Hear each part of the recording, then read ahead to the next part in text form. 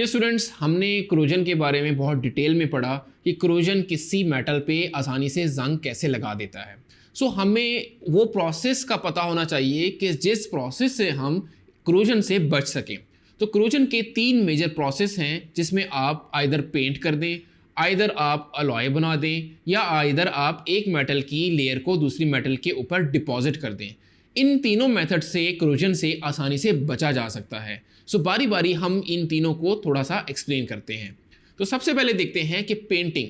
देखिए student, paint एक बहुत ही चीप और आसानी से अप्लाई होने वाला केमिकल है। सो पेंट को अप्लाई जहाँ पे हम खूबसूरती के लिए करते हैं, वहाँ पे ये क्रोजन से बचाने के लिए भी किसी मेटल पे यूज होता है। आइए अब देखते हैं नेक्स्ट, कि जिसमें हमने बात करते हैं कि अलॉइंग से कैसे क्रोजन से बचा जा सकता है।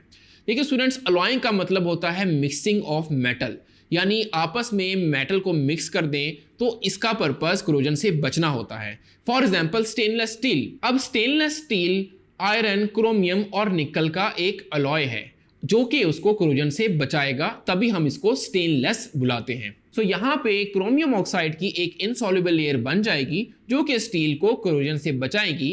That's why we are calling it stainless steel. Finally हम देखते हैं कि coating with one metal to another metal, जिस प्रोसेस को हमने इलेक्ट्रोप्लेटिंग का नाम दिया।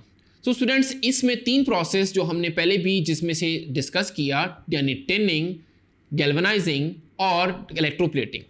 टिनिंग का मकसद ये होता है कि एक मेटल के ऊपर टिन की मेटल को डिपॉजिट कर देना। फॉर एग्जांपल आयरन को हम लेंगे और उसको मोल्टन टिन की बात में डिप कर देंगे। अब इसी आयरन के ऊपर ऑब्वियस बात है टिन की मेटल आ जाएगी, जिसको बाद में हॉट रोलर से इवेपोरेट करके टिन की मेटल को फर्दरली डिपॉजिट कर दिया जाएगा। बात करते हैं अब गैल्वेनाइजिंग की।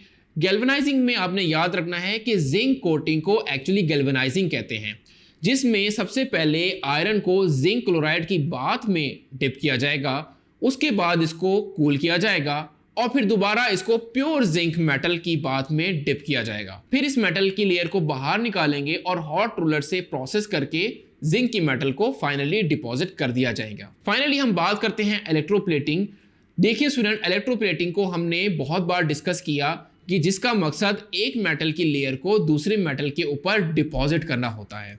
सो होपफुली आपको ये तीनों मेथड अच्छे से समझ आ गए होंगे। Thank you.